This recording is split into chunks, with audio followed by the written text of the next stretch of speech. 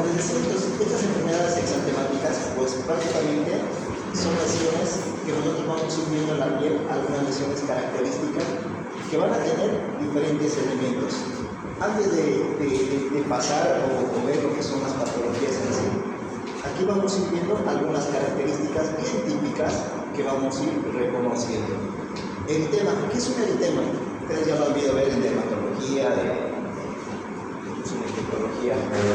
Como su nombre mismo indica, ¿no? Eritema, vamos a tener en una cierta parte de lo que es la estructura de la piel esta coloración roja, ¿no?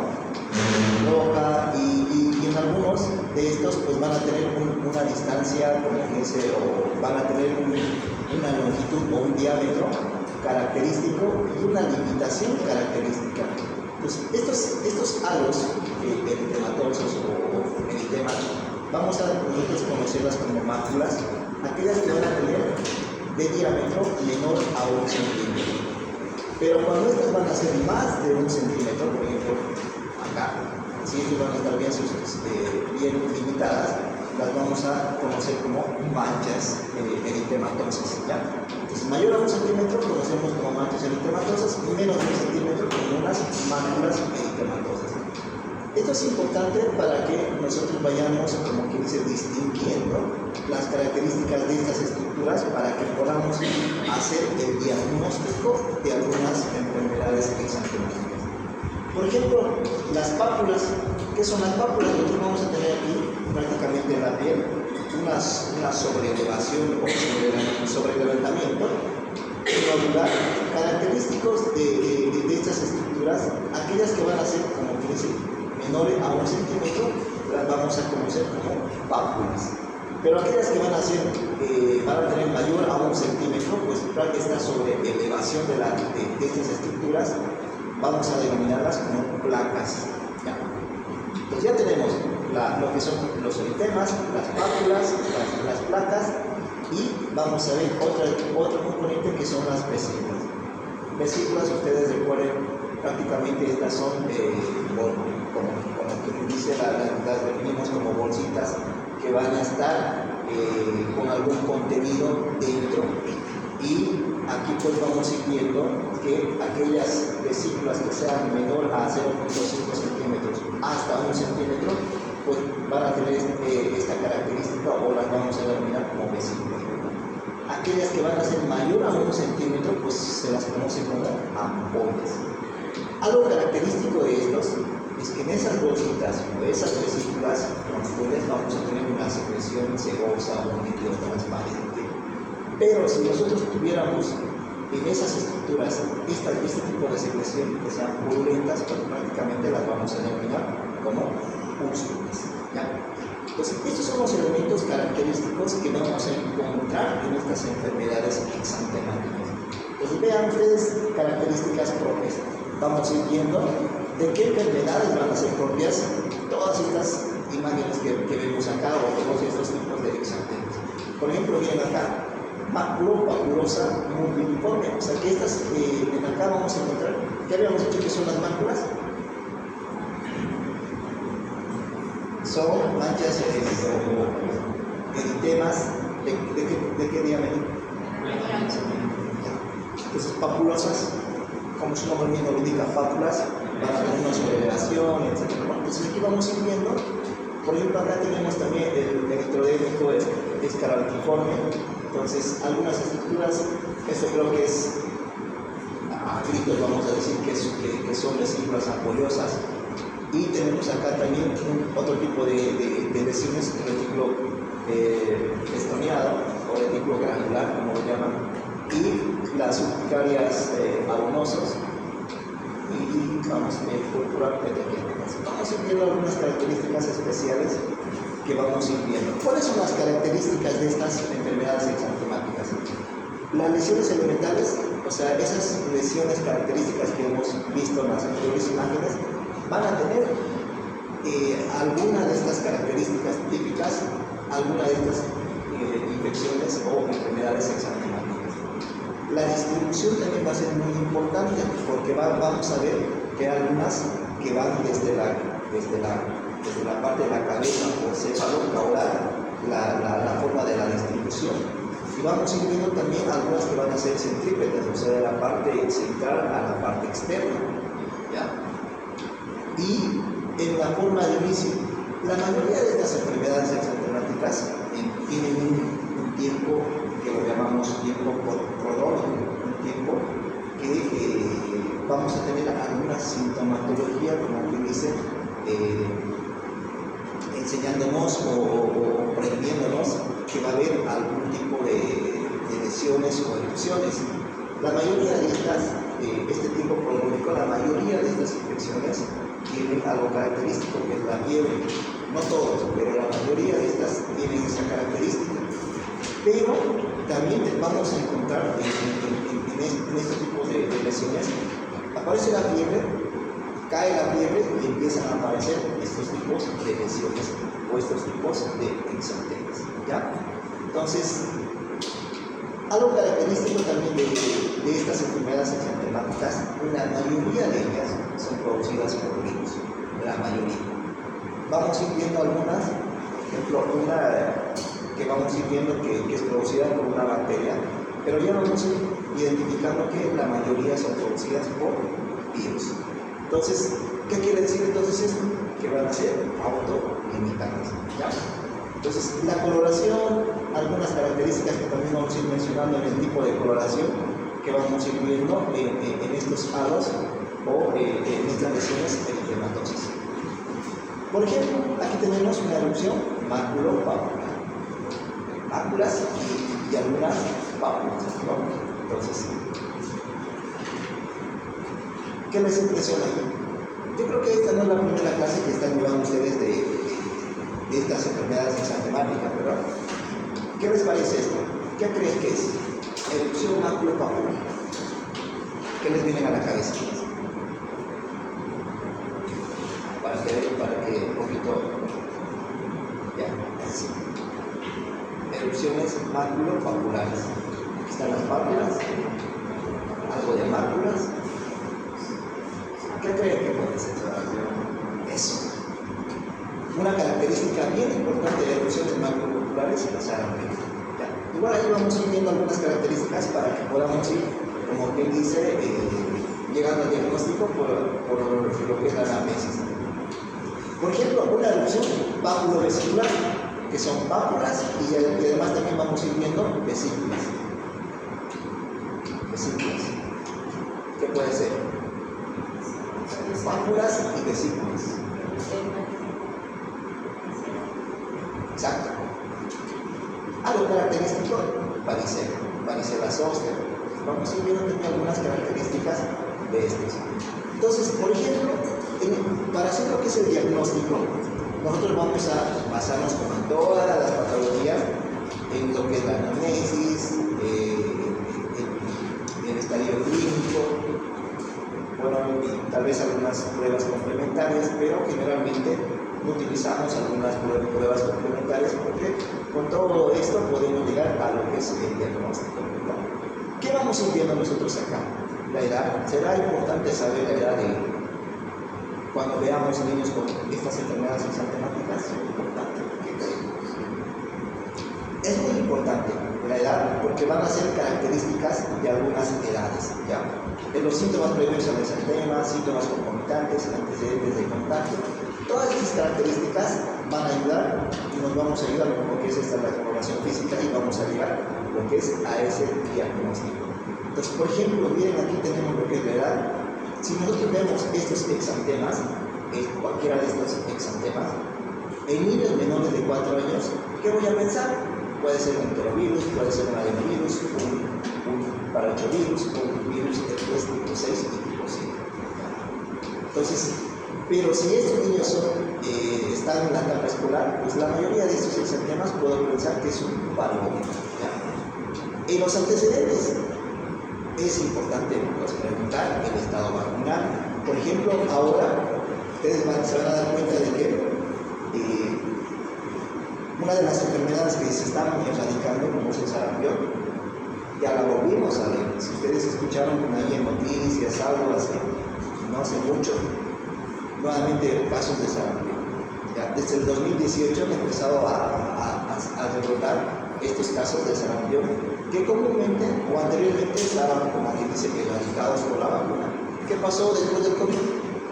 No fueron a hacer vacunar a los pequeños, o que por esto de lo que se le encierro, etcétera, pues muchos niños quedaron sin vacuna, ¿no? Entonces, por eso es que se empezó a reactivar todo eso. Entonces, es importante que nosotros preguntemos si esos niños están con un esquema de vacuna. En el ambiente epidémico, obviamente que vamos a ir preguntando si algún niño pues, en la guardería, si algún niño en la casa, si alguien por ahí pues, tiene alguna enfermedad exantemática, ¿no? O algún ambiente, por ejemplo, por decir que nosotros tenemos, digamos, una epidemia de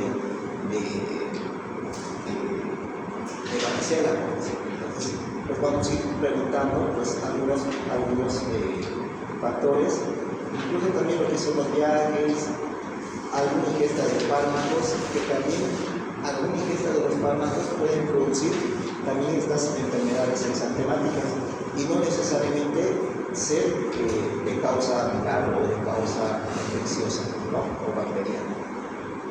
Y la duración del exantema también es importante, ya lo vamos a ir viendo en algunas características de algunas de estas patologías. Esto es importante también preguntar cómo va acompañado este cuadro. Entonces, este periodo prodrómico, ¿cómo va acompañado? ¿Viene acompañado con fiebre?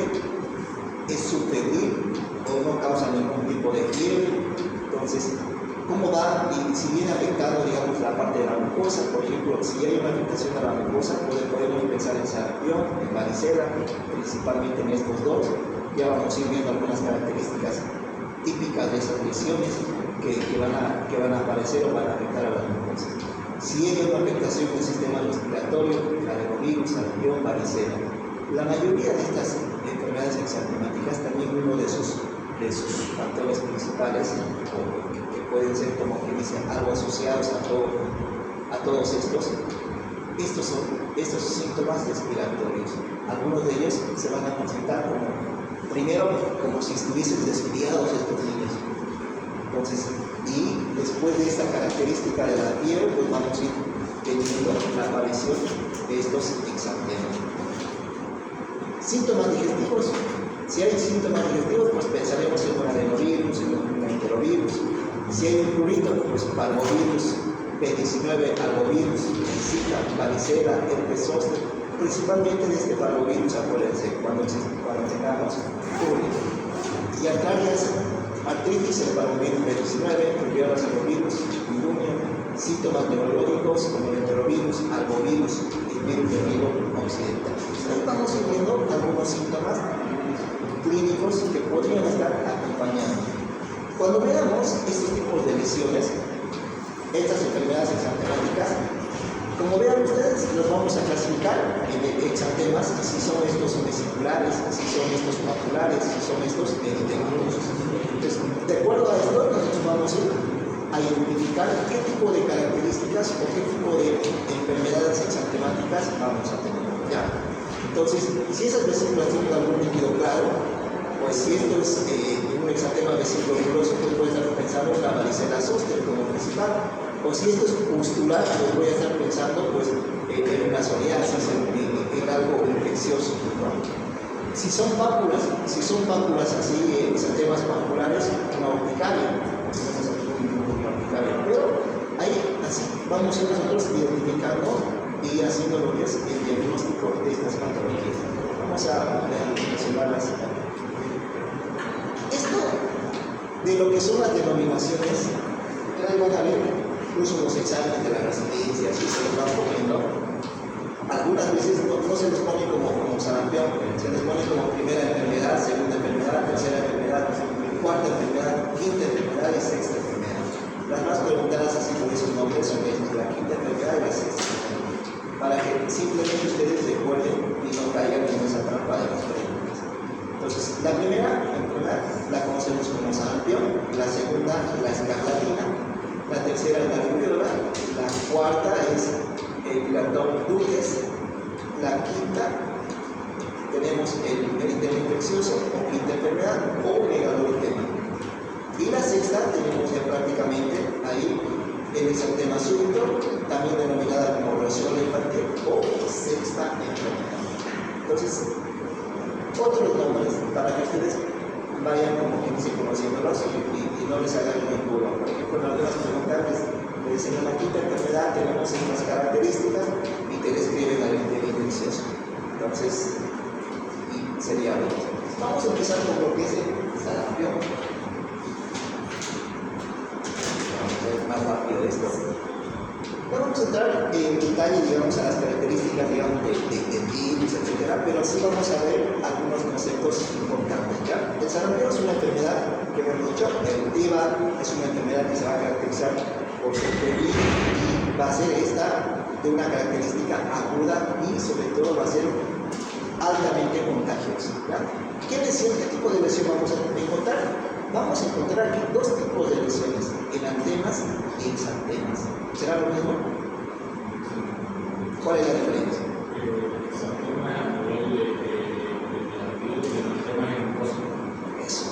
Eso es importante lo que es de su compañero. Enantema a nivel de las mucosas y exantema a nivel de la piel. Entonces, y esta enfermedad, el sarampión, es la que va a tener esa característica típica de esa lesión que le vamos a ir viendo. Entonces, y esto es importante, en la base exantemática, el sarampión se va a caracterizar o va a aparecer lo que es una fiebre alta. Se va a caracterizar de esto, cuando tengamos estas lesiones exantemáticas, ¿ya? En la teología, ustedes ya saben, esta es conocida como virus, el virus del sarampión, de la familia Paravovirus y del género Morbillivirus. Entonces, ¿qué tipo de ARN tiene? ¿Qué tipo de código genético tiene? ARN de 120 a 150 nanómetros. La estructura del virus, no vamos a entrar en detalle, no se les va a preguntar tampoco esto, pero para que ustedes puedan conocer que estos tienen una envoltura y una cápsula, ¿no? Algo que les hace característicos. Ahora, como les decía, en el año 1963, estos eran, lógicamente, esta era una enfermedad muy frecuente, porque aún no existía lo que es el estado vacunal o las vacunas. ¿No? Esta era una enfermedad endemo-epidémica, 7% de mortalidad infantil, sobre todo esto en los niños menores de 5 años, no son mayores de 5 años. ¿Ya? Y como ya les habíamos mencionado, tienen esa característica de ser contagiosas, altamente contagiosas, y pues básicamente esta enfermedad la hemos obligado a controlar con lo que es la vacunación. ¿Ya? Bueno, ahora, tenemos estas características que hay que ir recordando y hay que ir viendo. Su periodo de contagio es 3 días antes que aparezcan esas lesiones exantemáticas y 6 días después. Seguro que les van a preguntar esto, ¿ya? Entonces el sarampión, acuérdense, 6 días después. El sarampión y la varicela son muy importantes saber su periodo de contagio o su periodo de esto. ¿Qué vamos a tener en el primer día? En el 0.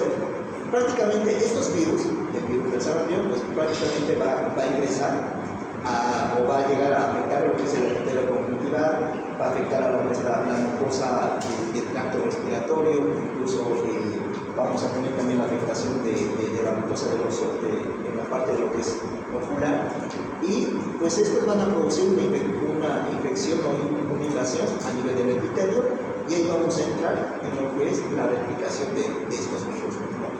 Y en el día 1 y 2, pues prácticamente tenemos esta epidemia primaria, donde vamos a tener esta afectación del tejido linfoide cercano o regional a la invasión de estos virus. Y ya en la parte del día 2 y 3 vamos a tener lo que es la epidemia secundaria.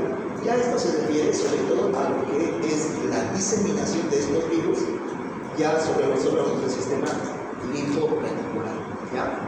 Entonces, algo característico de estos, que también vamos a tener la aplicación de lo que son las células gigantes, la que se denomina de Waters y Pinker. Entonces, y vamos a ir viendo lo que es ya la invasión a lo que son los linfocitos, o los linfocitos son los TSD4, vamos a ir produciendo ya una inmunosupresión, y ya aquí en la etapa ya de la erupción, pues ya vamos a tener prácticamente una hipersensibilidad celular, y en aquellos pacientes con inmunodeficiencia se va a hacer muy relevante esta patología, y vamos a ir viendo prácticamente que una de las complicaciones del sarampión, pues estos pacientes pueden hacer una neumonitis, ¿no? Una neumonía.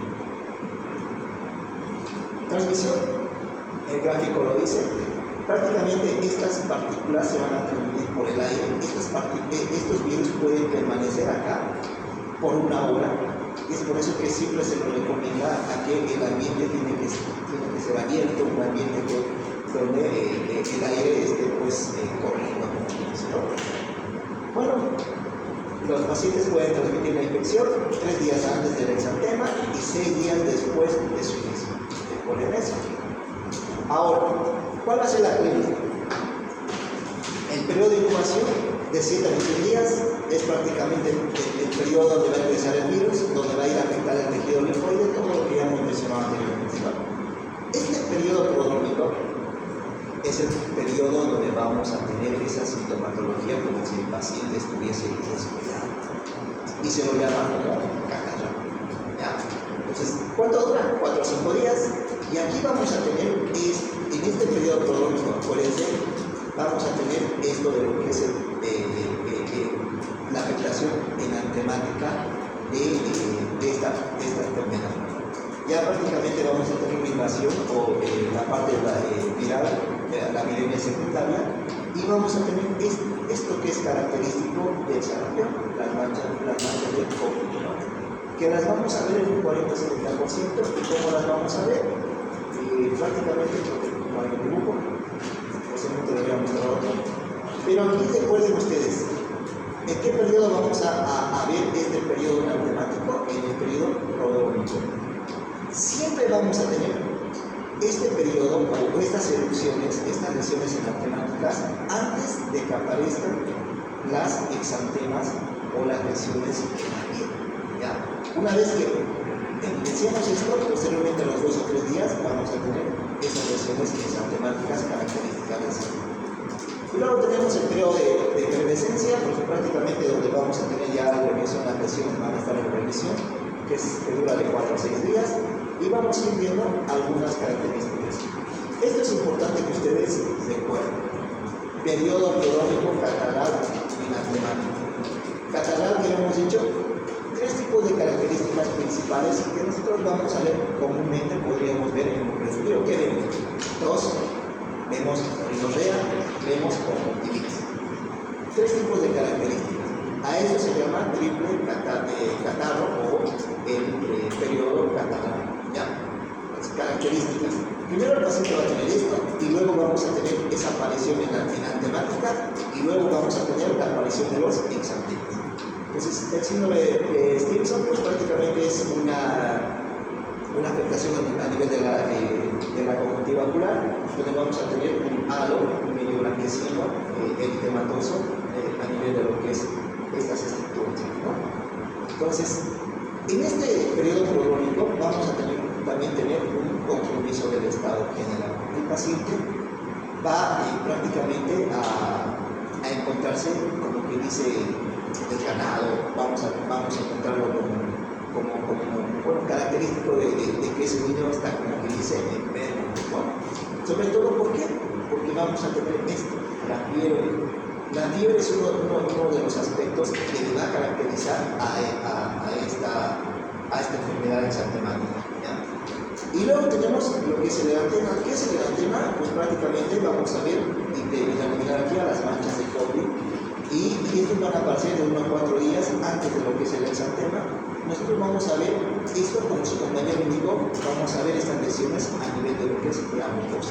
¿Dónde lo vamos a ver? Pues prácticamente dentro de la boca, en la parte de la mejilla, en la cara interna. Vamos a ir viendo nosotros, es como si uno tuviera alguna zona rojas y uno agarra esos arrocillos pequeños y los va pegando, digamos, es más o menos tiene esa forma o esa sensación, ¿no? Estas son las manchas de COVID.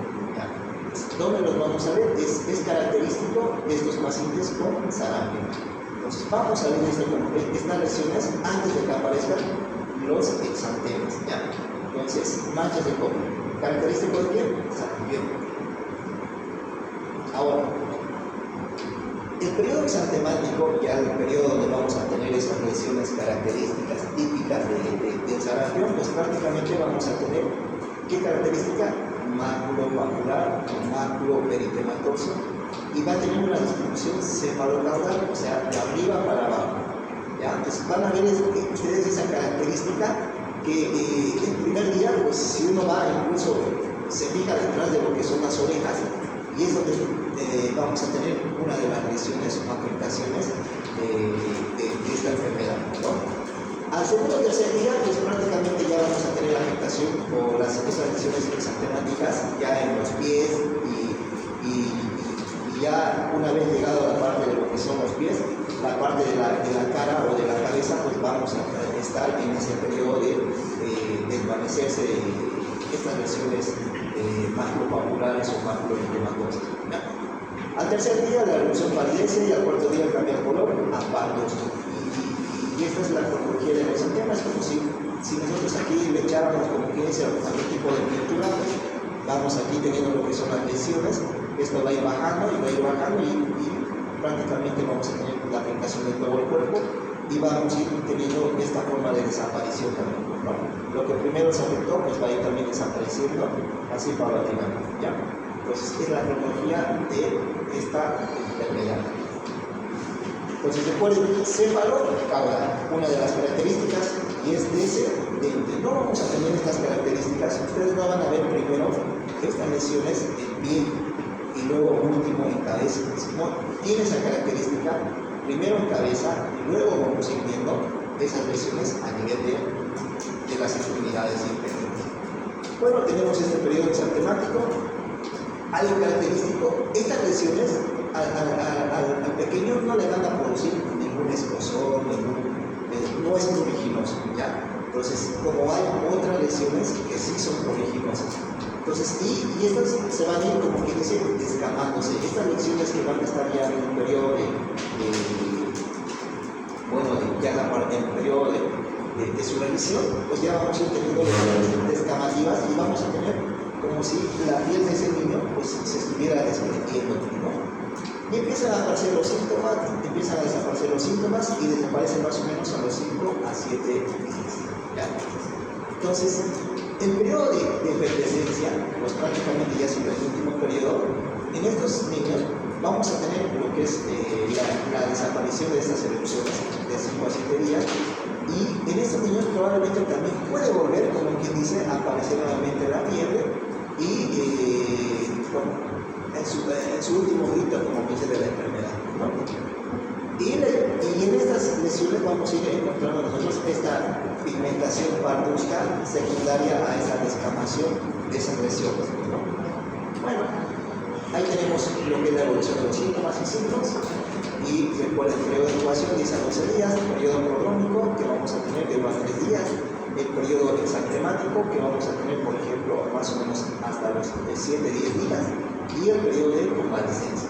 Entonces, tenemos aquí, ustedes pueden ver las características de la fiebre, hasta podemos llegar hasta 40, hasta 45 grados.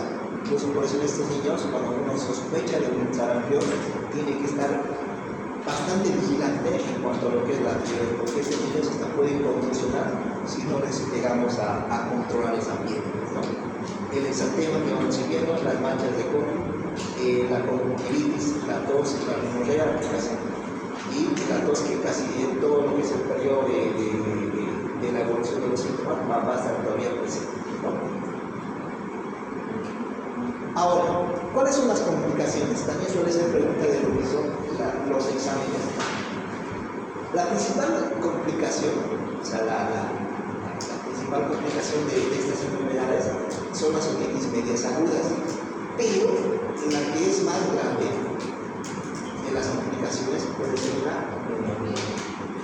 En esos pacientes que tienen sarampión y se llegan a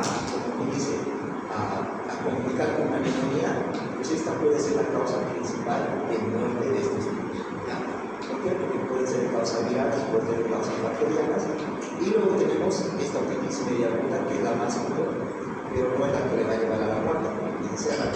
Cuando les preguntemos en el examen cuál es la complicación más común del sarampión es bronquitis media aguda. ¿Cuál es la complicación más grave del sarampión? Es una neumonía. ¿Ya? Bueno, podemos tener también una bronquitis en punto 2, que es la segunda causa de muerte. Gastrointestinales, pues vamos ir viendo algunas como diarrea, hematitis. Si hay alguna afectación del sistema nervioso central, pues vamos ir viendo la encefalitis primaria por sarampión, la panencefalitis explorazante subaguda, que causa algunas convulsiones en estos niños, que la mayoría de ellos suelen ser secundarios a la fiebre que pueden presentar. Y ocular, que la conjuntivitis es la causa de ceguera, y por eso que también en estos pacientes pues, administramos también como tratamiento la vitamina A. Ahora, ¿cómo va a ser el diagnóstico entonces? Ya dijimos, clínico. Clínico, vamos a ir viendo estas lesiones características, la forma de evolución, dónde apareció, cómo fue originando o migrando ese tipo de lesión, qué tipo de lesiones exantemáticas tenemos. Entonces, vamos a ir viendo según esas características para ir a nuestro diagnóstico. ¿Qué vamos a encontrar en el laboratorio? El laboratorio simplemente es para ir viendo cómo estamos con ese niño en cuanto al proceso infeccioso o si se nos va a complicar con algún proceso infeccioso. ¿Qué vamos a tener? Una leucopenia, linfocitosis y eosinofilia, una eosinofilia, ¿no? La serología, pues vamos a ir pidiendo aquí, pues podemos pedir desde el cultivo o hasta un examen, simplemente un PCR en tiempo real para sarampión. Y pues vamos a ir haciendo tal vez un disipado faríngeo, esto sí, de unas 7 días, o pedir algunos anticuerpos de inmunoglobulinas para identificar a estos virus. Bueno, esos serían los exámenes complementarios. En realidad aquí vamos a tener nosotros aquí, primero con una leucopenia. ¿Qué van a hacer estos? Van a afectar lo que es el sistema inmunitario, el sistema inmunológico. En una primera instancia, pues seguramente el organismo va a hacer tal vez una leucocitosis, pero vamos a identificar generalmente con la leucopenia, o sea, ese proceso, como me dice, de reacción o respuesta a la afectación de estos virus, pues vamos a llegar como finalidad a una leucopenia, o sea, los leucocitos van a estar bajos, ¿no? ¿De cuánto hablamos en una leucopenia? Hablamos en sepsis. ¿Sí? Menor a 5.000. Ya. Menor a 5.000. Diagnóstico diferencial con todas las enfermedades exantemáticas que vamos a ir viendo ahora. ¿Ya? Entonces, algo característico para ustedes de sarampión, vean, busquen estas manchas de Koplik, ¿ya? Las manchas de Koplik que las vamos a identificar. ¿Qué dijimos? En el 40-70% las vamos a ir identificando. Es la que va a caracterizar a nuestra enfermedad, ¿ya? Pero ya vamos a ir viendo algunas otras características típicas que nos van a permitir hacer lo que es el diagnóstico diferencial. Entonces, algunas que van a ir con estas características de macropapulares, pues la rubiola, el adenovirus, enterovirus, virus vesicular, entemas infecciosos, y pues ya vamos a ir viendo algunas características típicas de estas lesiones. Tratamiento profiláctico. Aquí es muy importante que vayamos a distinguir dos tiempos. Uno, el momento en el que vamos a tener la afectación o el contagio, como quieran ustedes, del sarampión, y otro después de la exposición. Nos va a marcar aquí lo que son la preexposición, lo que son las 72 horas. ¿Ya? Entonces, en una preexposición, o sea, que el paciente, el niño, se haya expuesto al sarampión, podemos todavía nosotros utilizar esta forma de tratamiento, que es la inmunización activa. ¿Qué quiere decir eso? La vacuna. La vacuna, ¿cuál vacuna? La vacuna triple viral. ¿Qué son estas vacunas? Son virus atenuados y que nos van a dar una inmunidad definitiva. Esto hablamos en parte de lo que son las vacunas, si ustedes recuerdan, pero pues para hacerles recuerdo, pues, aplicamos a los 12 meses vía subcutánea y una dosis de 0.5 mg. Tiene una eficacia del 95%. Ahora, pues, los efectos adversos o secundarios, dolor en el lugar, fiebre, catarro rinopalítico, ¿no? En algunos casos puede producir también esos exantemas, pero que no van a ser como que dice como una enfermedad natural en sí, ¿no? Ahora, lo que les decía, en la posexposición, nosotros podemos administrar una inmunidad con un tratamiento activo hasta las 72 horas del contacto. Hasta las 72 horas del contacto yo puedo brindarle a ese paciente o puedo indicarle la vacuna. Pero cuando ya pasemos estas 72 horas, ya el tratamiento va a ser otro. Vamos a tener que realizar una inmunización pasiva. ¿Qué quiere decir eso? Vamos a darle inmunoglobulina. ¿A cuánto? A 0.25 ml hasta 0.5 ml kilogramo intramuscular.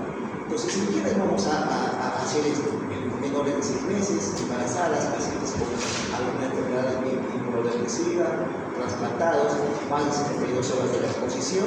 Obviamente, si les vamos a dar esto, y protección, y tiene una protección de 4 semanas, y ante una nueva exposición hay que volver a repetir lo que es la dosis. Ahora, la vacuna puede ser administrada después de 12 meses de la inmunoglobulina. ¿Ya? Entonces, estas características, esto hay que recordar. ¿Ya? Entonces, cuidado que esté cayendo en una posexposición, ese niño tiene o te llega a tu consultorio a los 5 días, ¿qué tratamiento le vas a dar?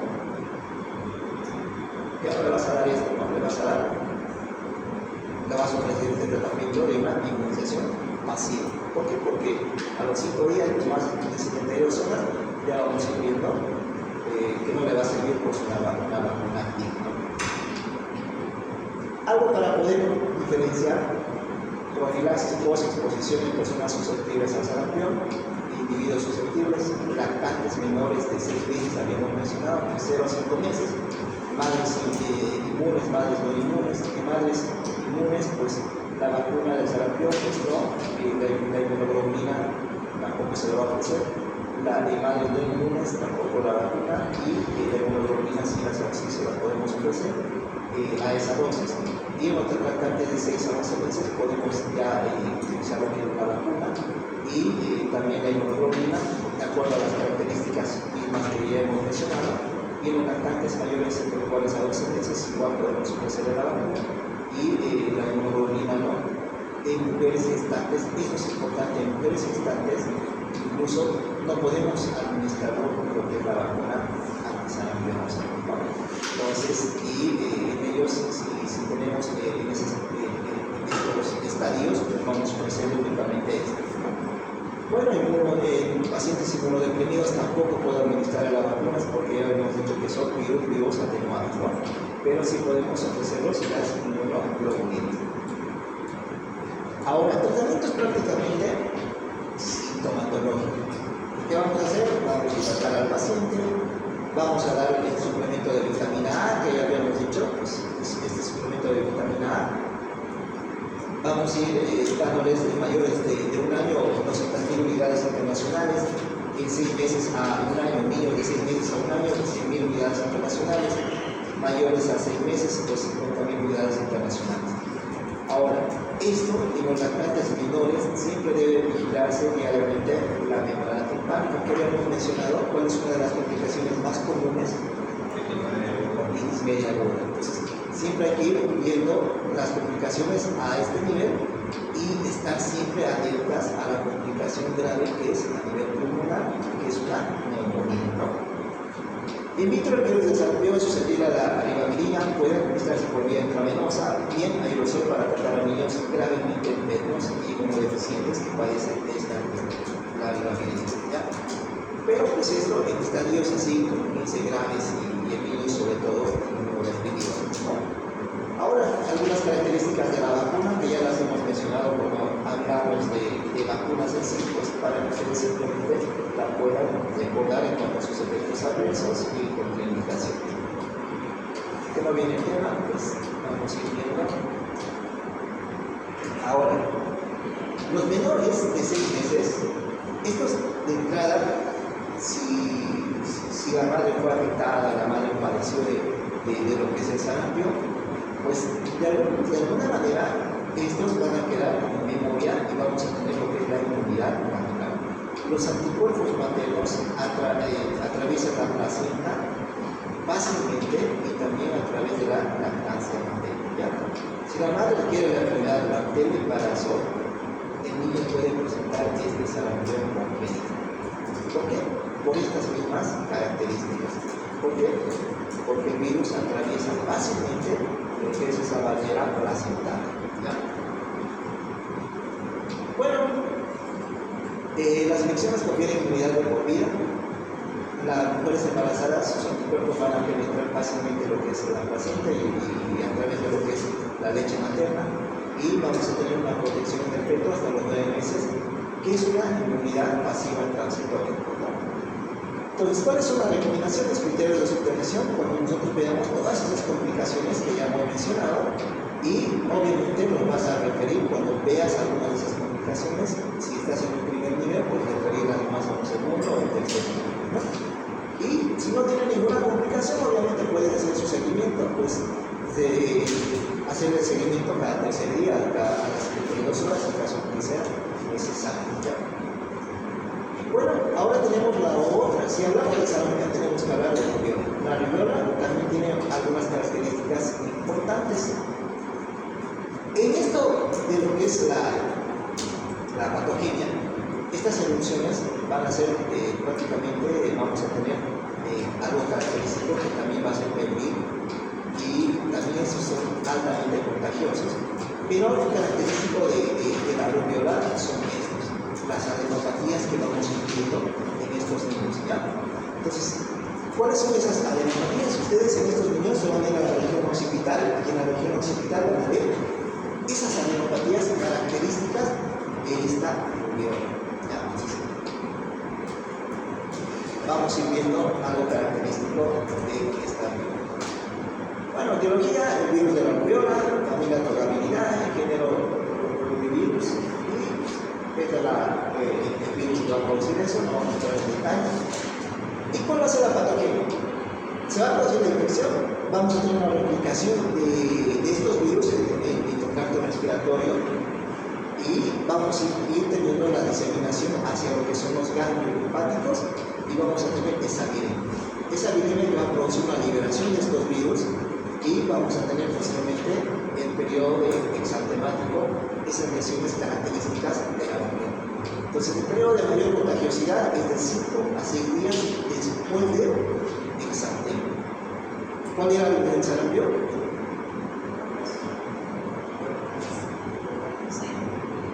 Acuérdense de eso. Miren, esta enfermedad, su periodo de contagiosidad es de 5 a 6 días después de exantema. O sea, después que tengamos esos exantemas, vamos a tener eso. Mientras el otro que era antes. Exacto. Entonces, vamos a ir viendo. Eso los papás les van a preguntar. Aunque todavía no vamos a ver rubiolas, pero esperemos no verlas, pero algo característico de ellas. Incubación 14 a 21 días, contagio 2 días previos a la erupción, 7 días posteriores. Ahora, ¿cuáles son las características que vamos a ir viendo? Por ejemplo, los niños pequeños pueden ser asintomáticos, a menudo estos pasan así como que dice desapercibidos. En los adolescentes y adultos sí vamos a tener algunas características prológicas, cefalea, película, dolor de garganta, coriza aguda, por 5 días. Y algo característico de estos también van a tener una afectación enantemática, o sea, afectación de la mucosa. Nosotros, si vemos aquí en el paladar, vamos a ir prácticamente viendo estas manchas rojas, punteadas, y básicamente aquí la diferencia con las manchas de Corlin que veíamos, unas lesiones blanquecinas, ¿no? En esta no vamos a ver eso, vamos a ver simplemente esas manchas rojas, punteadas, y que las llamamos el signo de Born-Schreiber. El signo de Born-Schreiber. Característico patognomónico de esta enfermedad del exantema. ¿Ya? Entonces, pero No siempre vamos a tener únicamente en lo que es la rubiola, pues también vamos a tener esto en la escarlatina, vamos a tener el sarampión, pero en el sarampión algo característico era las manchas de COVID, ¿no? Y en la mononucleosis infecciosa también vamos a ir viendo algunas de estas características, pero generalmente vamos a relacionar este signo con lo que es la rubiola, ¿ya? No confundan entonces con el otro signo que son las manchas de COVID. Bueno, ¿qué vamos a tener de características? Vamos a tener un rubor pasajero, 2 a 3 días. Es un tiempo donde las lesiones van a ser bien cambiantes, donde vamos a tener pequeñas máculas rosas y vamos a tener una extensión a nivel de la cara que se va a extender rápidamente al cuello, después el tronco, los brazos, las piernas en 24 horas, sin tendencia pues, a conflicto, ¿no? Y tenemos el componente máculo-papulomatoso, ¿ya? Después de las 24 horas de haber funcionado las máculas, las erupciones van a ir desapareciendo en cara cuando progresan las extremidades inferiores, donde no concluye. 2 a 3 días, la descamación es sana.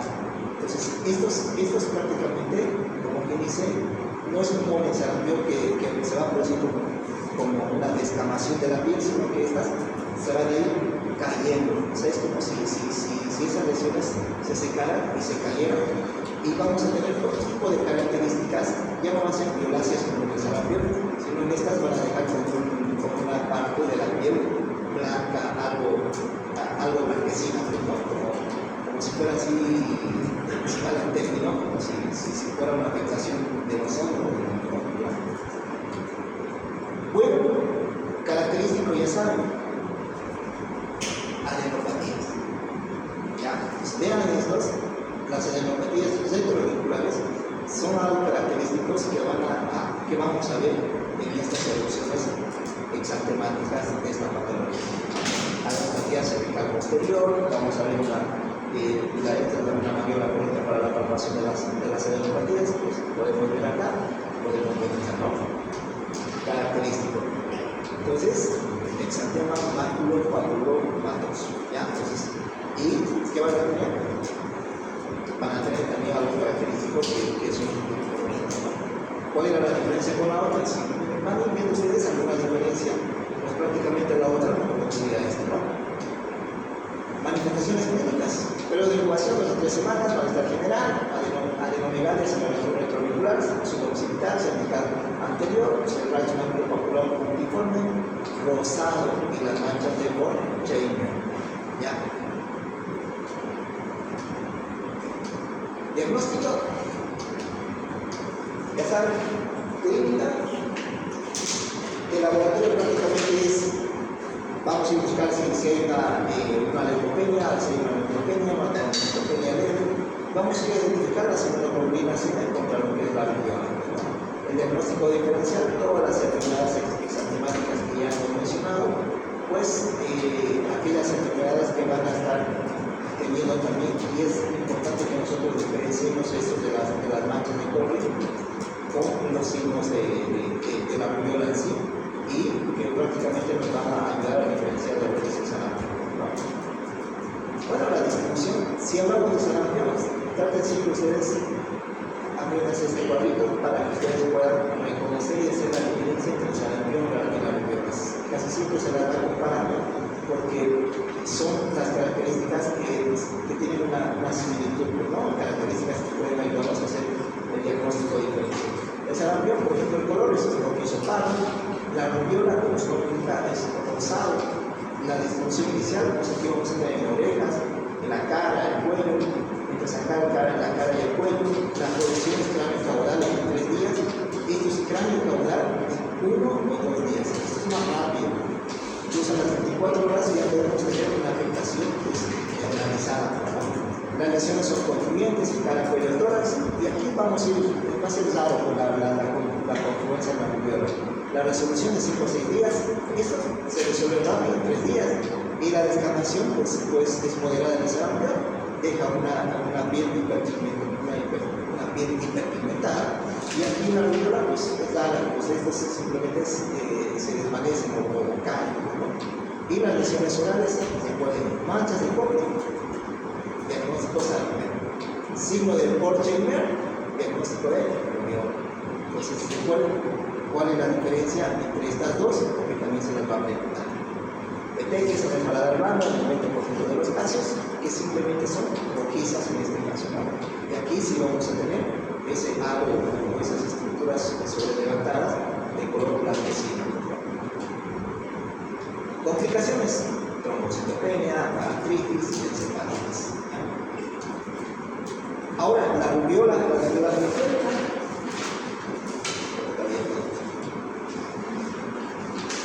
Después de las 20 semanas, los recién nacidos pueden ser asintomáticos.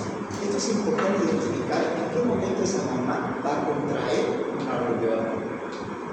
A partir de menor a las 20 semanas, es prácticamente una infección grave, ¿no? Que puede producir algunas malformaciones congénitas graves en esos fetos, ¿no? Como pueden ver ustedes, cuanto menor sea la edad gestacional, esta rubiola congénita va a tener una gravedad grave. El 85% produce defectos graves. Pero a ya mayor de 20 semanas, pues ya prácticamente se desploma menos, va bajando sus lesiones graves. ¿Ya? Pues a menor edad gestacional, esta rubiola es más grave. Y si pasaron las 20 semanas, pues prácticamente las complicaciones de estos niños van a ser menores, pues, o tal vez menores. ¿Cuál es la manifestación clínica? Neurológicas, oftalmológicas, hematológicas, hepáticas, cardíacas y auditivas. Vean ustedes, la que generalmente se basa en la sociedad, la rubiola congénita, el retardo del crecimiento. Vamos a tener un parto prematuro, vamos a tener probablemente, si esto pasa esto en menos de 20 semanas, un aborto, o puede haber una muerte neonatal.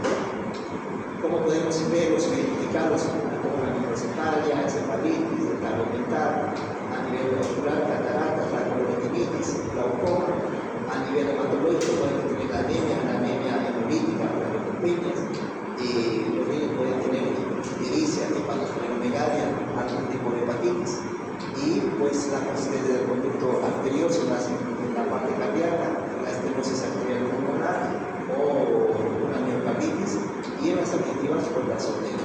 Tenemos aquí lo que es la rubiola esta, ¿no? ¿Qué se llamaba este síndrome? Síndrome de Rett. También se les habla del examen. ¿Cuáles son las características? Microcefalia, cataratas, aplicación a nivel cardíaco, conducto auditivo persistente. Entonces vamos a ir viendo aquí prácticamente. Podemos tener una afectación de lo que es la sordera también, puede ser unilateral, y todas estas infecciones que ya habíamos descrito. Entonces, a nivel cardíaco, por si acaso, estenosis pulmonar o persistencia de ductus arteriosos o defectos septales. Ahora, las anomalías en orden de frecuencia, pues podemos tener hipoacusia o anapusia, retardo mental, malformaciones cardíacas y defectos septales. Entonces, esas son las afectaciones que vamos a tener en estos niños. La rubiola congénita, el tratamiento no existe, es simplemente un apoyo de todas las aplicaciones que vayamos a encontrar y un tratamiento de soporte, ¿no? Hidratación, analgésicos, antipiréticos, inmunoglobulinas en esos pacientes inmunodeprimidos, corticoides en el trombocitopenia grave, que nos permita. Prácticamente esto se hace con prácticamente manejo multidisciplinario. Prevención: en las que están expuestas a la rubiola debe extraerse una muestra de sangre para el análisis de anticuerpos inmunoglobulina G específicos de rubiola y guardar una muestra congelada. Si el resultado es positivo, la madre es inmune. Si es negativo, tenemos la segunda muestra de 2 o 3 semanas después de analizar, también la muestra es congelada. Y aquí, si ambas son negativas, la tercera muestra a la sexta semana, pues prácticamente vamos a estar hablando de la persona negativa. La prevención: 2 o 3 pruebas negativas, no hay una infección. La primera muestra es negativa, 2 o 3 muestras positivas, la madre ha sufrido una seroconversión y la vamos a denominar infección reciente. Y bueno, en estos casos pues vamos a ofrecer asesoramiento sobre lo que son los riesgos y beneficios de lo que es el aborto, ¿no? Si es menos de 20 semanas ya tenemos un diagnóstico de una rubiola materna, pues ya saben ustedes cuáles podrían ser las complicaciones, pues es orientarlo a la madre, ¿no? Esas complicaciones graves y sobre todo la frecuencia que va a ser amplia a menor edad gestacional, ¿no? ¿Cuál es la vacuna?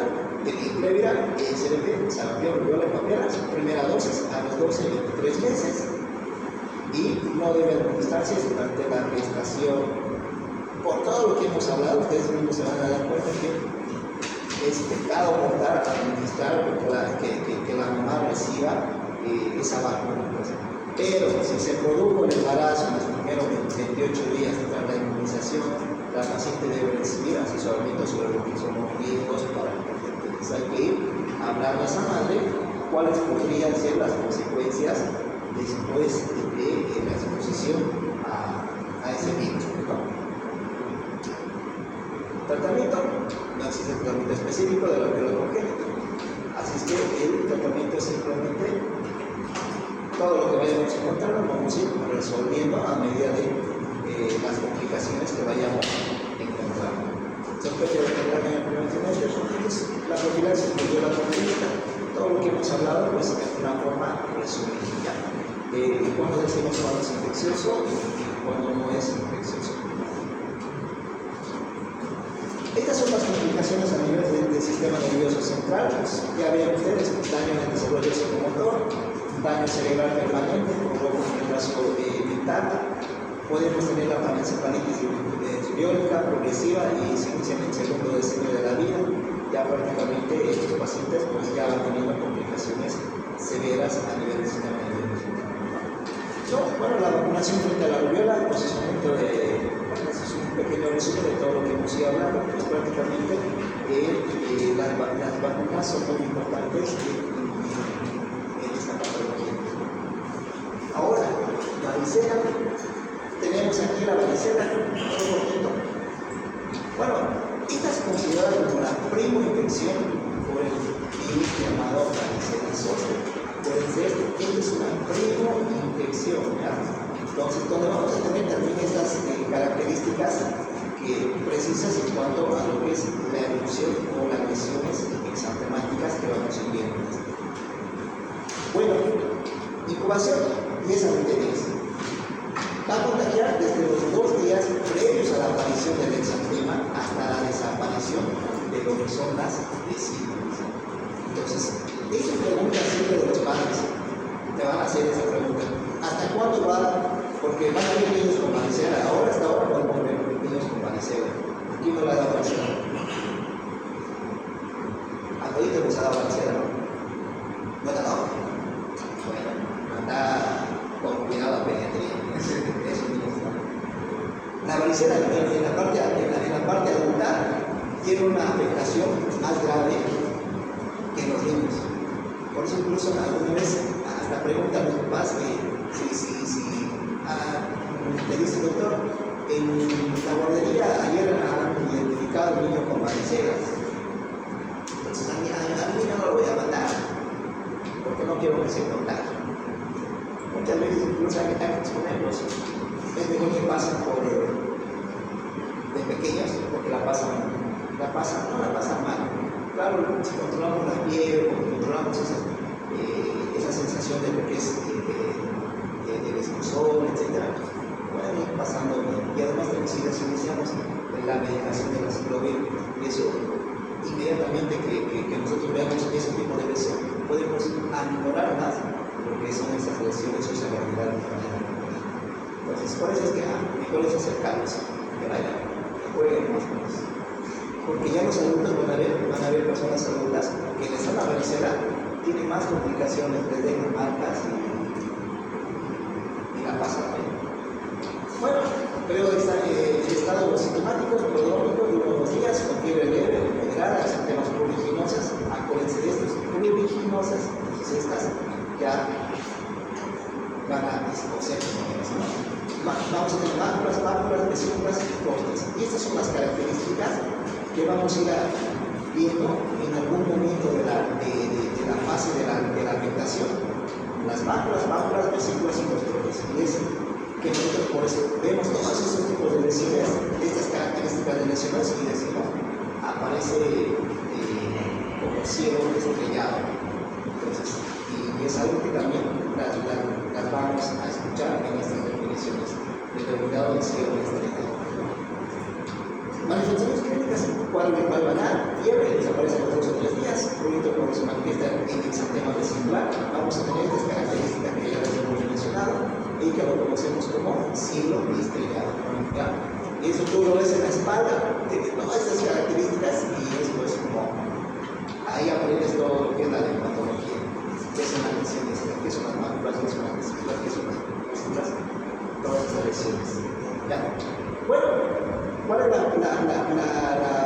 forma de infectación? Pues prácticamente a través del tracto respiratorio superior vamos a tener este ingreso y estos se van a replicar ya en los ganglios linfáticos y vamos a tener lo que es la vía primaria, ¿no? Y se va a producir obviamente la replicación viral en diferentes órganos, puede estar en el hígado, en el vaso, etc. Y vamos a tener posteriormente una epidemia secundaria, ¿no? Y esa infección de la piel y las mucosas, generalmente esta aparición del exantema pápulo, vesicular, vesículo muscular, que vamos a ir viendo nosotros aquí, algo característico es esa característica de cielo estrellado.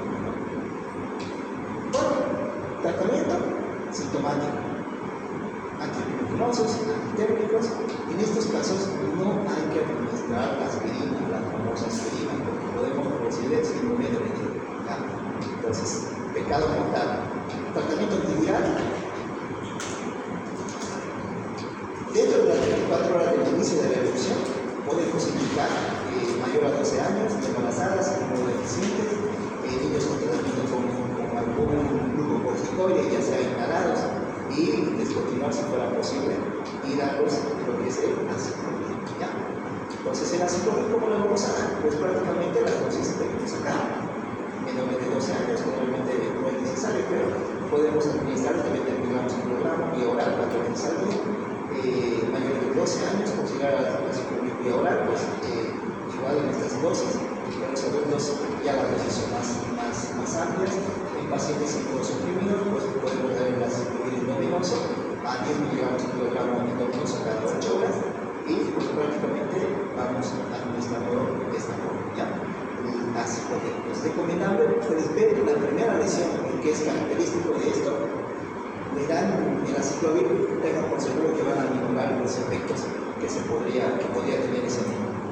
Diagnóstico clínico, PCR para varicela, serología y complicaciones, pues la complicación más comúnmente esperada en estos, pues va a ser una afectación o una infección de lo que es la piel, ¿no? Entonces, por todas estas características, estas lesiones se pueden sobreinfectar, ¿ya? Entonces, yo recuerdo que en estos casos hasta te pueden poner, por decir linféticos, por decir algún tipo de alguna lesión o enfermedad de piel que puede estar acompañada, puede ser secundaria a esto de lo que la varicela. Entonces,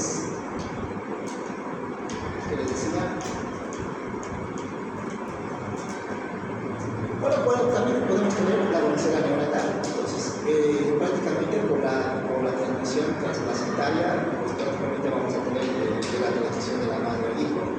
Y aquí todos los lactantes prematuros nacidos antes de las 28 semanas de la gestacional, de madres con varicela activa, en el momento del parto deben recibir la inmunoglobulina antivaricela sostenida. En el periodo perinatal ya debemos darle aciclovir 10 miligramos kilogramo cada 8 horas en el intravenoso. Esto estamos hablando ya en la parte de la transmisión congénita. ¿Cuáles son las manifestaciones clínicas de una varicela congénita? El periodo de mayor riesgo en la fase de desarrollo y la inervación de la yema de los miembros y la maduración de los ojos. Entre las semanas 6 y 12 de la interrupción máxima del desarrollo de las extremidades, Entre la semana 16 y 20, la afectación ocular encefálica y la lesión cutánea característica la cicatriz, ¿no? Tiene una forma de zigzag con distribución de una dominica. ¿Qué más? Estas son las varicelas congénitas que podemos ver, algunas lesiones, pues prácticamente podemos tener algunas características de una miocardia, cataratas, una corioretinitis, atrofias ópticas, a nivel del cerebro, encefalitis, a nivel de la médula cervical, también afectación con una hipoplasia de las extremidades, defectos motores, sensitivos y disfunción de la esfínter anal y estigmas de la neuropatía por parecer. Para la inspiración, vamos a continuar. La próxima nos faltaría ver la hepatitis viral, exantema súbito, la quinta enfermedad y la sexta enfermedad, para poder terminar esto y a la próxima temporada. ¿Preguntas? Bueno, a ver, y no se olviden hacer sus preguntas. Y ya prácticamente ya estarían más o menos que listos para su examen.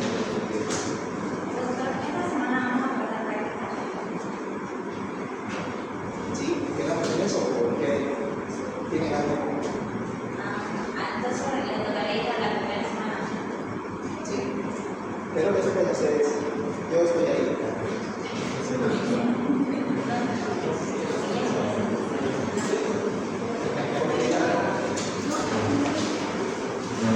Por si acaso, esta es la expiratoria de Es la primera vez.